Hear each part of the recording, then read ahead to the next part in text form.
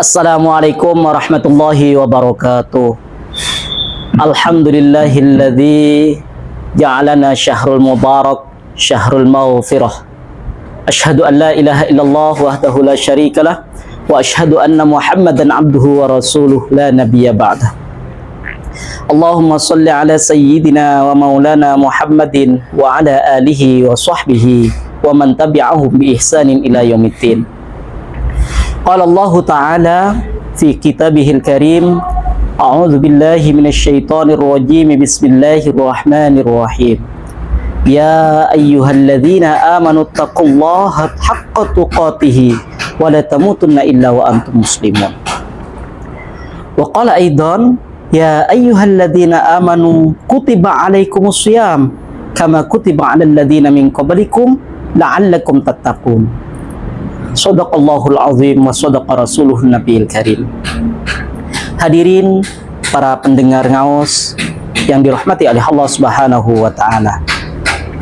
Syukur alhamdulillah sudah seharusnya kita haturkan kehadirat Allah Subhanahu wa taala yang masih memberikan kita nikmat berupa kesempatan untuk melakukan perintah-perintah yang Allah sampaikan kepada kita, baik itu melalui Al-Qur'an ataupun yang disampaikan oleh baginda Nabi Muhammad SAW.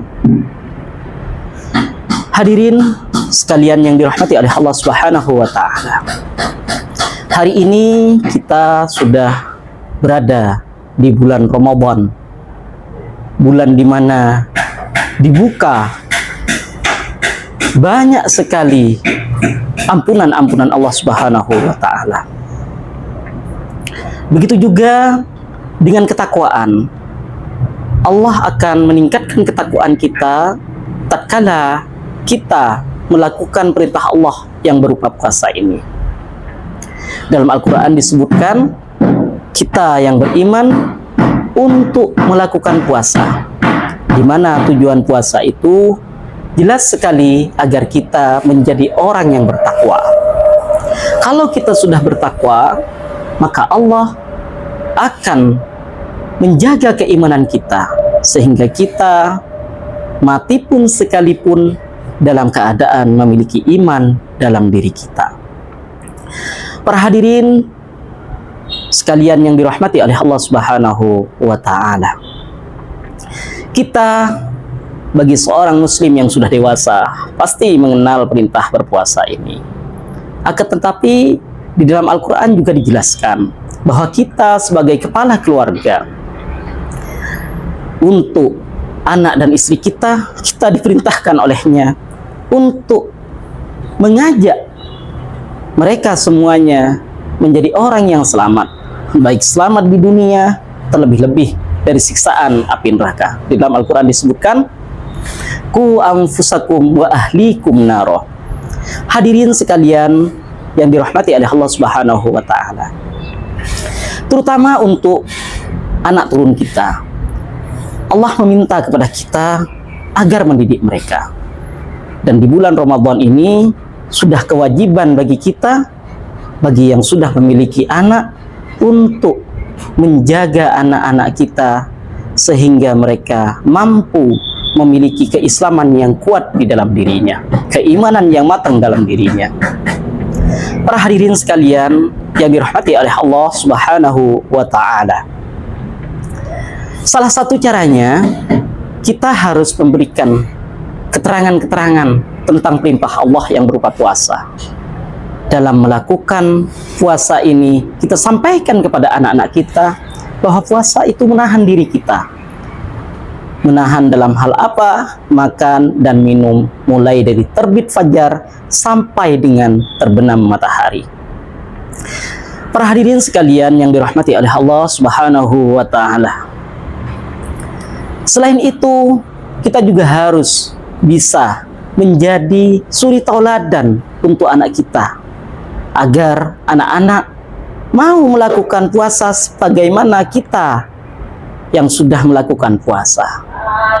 Karena Rasulullah SAW ketika mendidik umatnya, beliau itu menjadi role model, menjadi contoh uswatun hasanah, sehingga ketika mengajak anak-anak mengajak umatnya, beliau gampang sekali.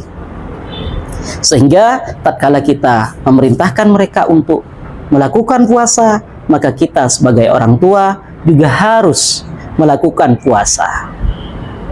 Begitu juga perintah yang lainnya. Di bulan Ramadan ini kan banyak sekali kegiatan-kegiatan yang bisa meningkatkan ketakwaan kepada kita. Salah satunya adalah Qiyamul Lail. Qiyamul Lail, kita sampaikan kepada anak-anak kita bahwa dengan cara melakukan Qiyamul Lail, bangun malam, entah itu melakukan sholat, entah itu dengan cara membaca Al-Quran, entah itu dengan cara zikrullah, semua itu tatkala kita melakukan karena Allah Subhanahu wa Ta'ala, kita sampaikan kepada mereka bahwa Allah akan mengampuni dosa-dosa kita. Sebagaimana Nabi besar Muhammad SAW menyampaikan dalam hadisnya, man qama ramadhana imanan wahtisaban ghufira lahu ma taqaddama min dhanbi.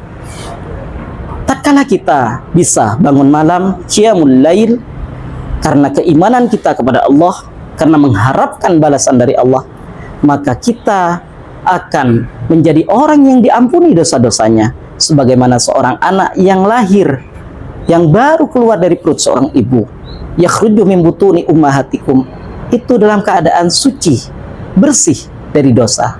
Sehingga dosa apapun yang telah anak kita perbuat selama ini, ketika mampu melakukan, maka Allah akan memberikan ampunan kepada mereka.